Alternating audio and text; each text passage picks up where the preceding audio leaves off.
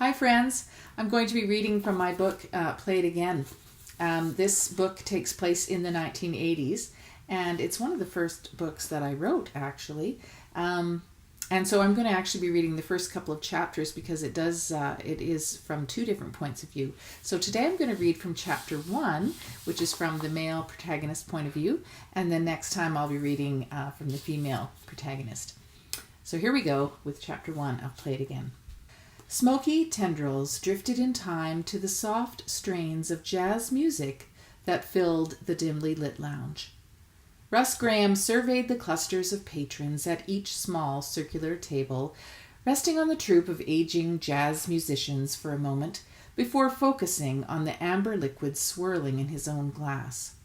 It was not the kind of place he normally frequented, but business had brought him out to the island for a few days, and there wasn't much else to do in the evening. Alone. Earlier, he'd noticed a sign in the hotel lobby advertising the jazz ensemble. Jack Burton Band, the sign read. He looked a little more closely at the aging troupe and decided that Jack Burton must be the one wielding the saxophone and counting out the time. He was small and wiry, with thinning hair, probably in his early to mid-60s. Next, there was a burly, white-haired black man on the drums, a gangly, hawk-nosed man bending over the piano, and a stocky man with longish gray hair and a mustache leaning on a big bass violin. Despite the band's aging appearance, the bluesy jazz that came from their instruments seemed to transcend all barriers of age and time. Russ closed his eyes for a moment and let the strains of music wash over him. How long had it been since he just let himself relax, just let go and be? Too long. Much too long. He quickly opened his eyes. Guilt and pride, his two constant companions, would not allow even this brief reprieve. He should probably just head back up to his room.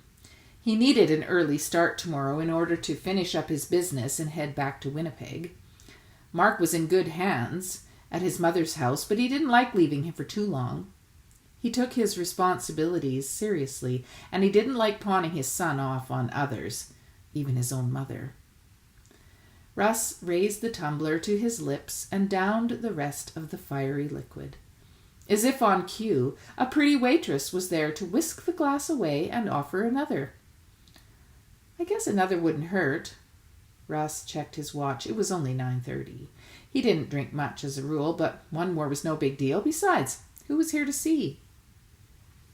As the waitress retreated, Russ glanced around the room once again.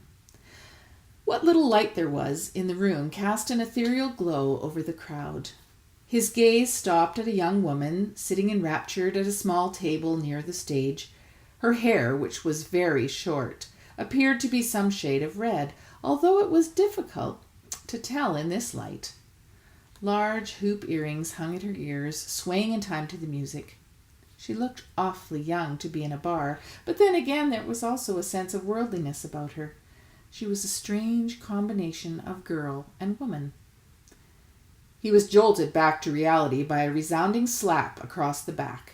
"Hey, bro, fancy meeting you here." What are you two doing here?" Russ sputtered.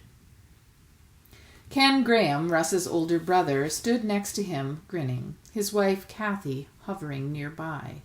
The contrast in appearance between the two brothers was as marked as their personalities. Ken was well over 6 feet tall, broad and well-built, with sandy blonde hair and twinkling eyes. Although he was already 37, his boyish expression allowed him to pass for a much younger man. Russ, on the other hand, had a firm set to his chiseled features. His dark blue eyes held a deep intensity, and his hair, which was dark and wavy, he wore in a neatly trimmed conservative style. Shorter than his older brother, he still maintained a powerful, trim physique. "Didn't I tell you me and Kathy were coming out to the Hecla for the weekend?" Ken plunked himself into the chair opposite Russ. "No, I don't recall," Russ muttered. "Must have forgotten," Ken shrugged. "The company's having a sales convention. Wives are invited, so Kathy came along." Hecla Island was a popular spot for business meetings, with its scenic location just a 2-hour drive from the city of Winnipeg. Ken raised a hand and caught the eye of the oncoming waitress. "What about you? I didn't expect to see you here." "My firm does their books, remember?" Russ's scowl deepened as the waitress arrived with his scotch. "What have we here?" Ken raised his eyebrows as he looked from the glass to Russ. "I'm not allowed to have a drink?" Russ asked. "No, go ahead. It's just good to see you take off your priest's collar once in a while." Russ clamped his jaw tight. He wasn't about to react to his brother's jibes. "Where are the kids?" he directed at Kathy. "Your mother's," Kathy sighed, as if that explained everything. Russ frowned. "Oh, I hope 3 isn't too much for her to handle." "Relax," Ken said. "You've got nothing to worry about. At least your kid isn't a brat like some people's." He jerked his head in Kathy's direction. "They're your kids too, remember," Kathy said. "Or have you forgotten already?" "Whatever you say." Ken took a swig of the beer that had just arrived.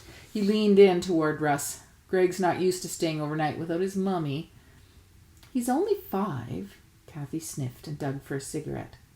"She keeps babying the kid. No wonder he's such a brat," Ken continued. "I hated to leave them the way your mother was carrying on," Kathy explained, taking a long drag on her cigarette. "Do you have to blow that right in my face?" Ken complained, waving at the smoke. "And just what did that mean anyway?" "You know exactly what I mean." Kathy expelled another puff of smoke. "She's always trying to interfere with how we raise our children." Ken grunted, dismissing the comment. "No, I mean it. She's always pushing all that religious garbage on them. I've had it with them coming home and asking me if I'm going to heaven or hell. It's scaring them." "A little fire and brimstone never hurt anybody," Ken defended his mother. "Look at me. I turned out okay." "Fine example," Russ noted dryly. "Oh, right," Ken snorted. "Mr. Perfect talking." Ken tipped his beer back and guzzled the rest as if in some kind of competition. "Ah," he breathed, followed by a loud burp. "What's a guy got to do to get another drink around here?"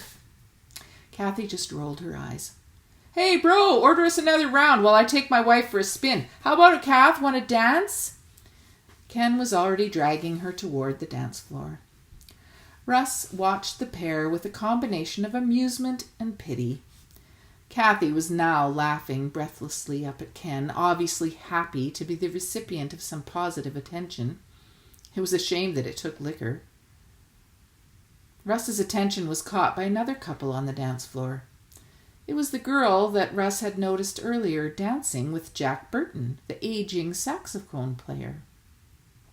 He'd laid aside his instrument while the rest of the troupe carried on. Mismatched as they were, they seemed to dance as one with energetic abandon.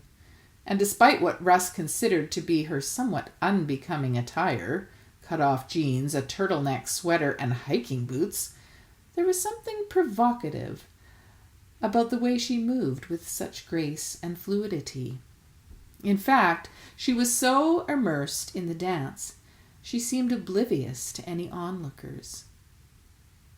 When the song ended, the young woman and her partner retreated to their table, laughing. The other band members took a break and joined them. The older man seemed very familiar with her, especially the leader. He placed a possessive arm about her shoulders and was leaning in close to whisper in her ear. Something rose up suddenly within Russ's chest. Disapproval? Disgust? Envy, maybe? He slammed back the rest of his scotch, wiping his mouth just as Ken and Kathy reappeared. "Did you see that couple out there?" Kathy said enthusiastically. "Weren't they great? Just like out of a movie." "The old man certainly seems lively for his age," Russ offered with a shrug. "I wasn't looking at the old man," Ken winked. Them's a great set of legs." Russ shrugged. "I didn't notice." "You can fool most of the people most of the time, but this is your bro here, man. I know you've still got some red blood in there somewhere, no matter what you want people to believe," Ken said. "Whatever. She's not my type." "Oh, she too skinny for you?" Ken asked. Just drop it, Russ responded tightly. Oh, maybe it's been so long you forgot how... Shut up, Russ clipped. Well, I know Miranda was a biatch, but... I said shut up. Russ rose from the table, his anger barely contained. Hey, where are you going? Ken demanded. To my room. Good night. Russ turned sharply and headed for the exit. For a moment, the 3 scotch that he'd just downed went straight to his head. He slowed his pace enough to regain his bearings and then continued toward the door. Directly in front of him, also nearing the exit, were the wiry old musician and the strange young woman. She had her arms slung casually around his shoulders, while his encircled her slim waist. Another wave of something he couldn't name flooded Russ's body as he watched them. He told himself it was loathing, but other parts of his anatomy whispered lust. Probably just the scotch. He wasn't used to drinking. Who cared anyway? What wayward girls did with aging jazz musicians was really no concern of his. So why couldn't he get her image out of his head? That's chapter 1 of Play It Again. You can go to my website to see all of my books and plays. It's tracykrause.com. Next time I'm going to be reading from chapter 2. Thanks for joining me today. Bye.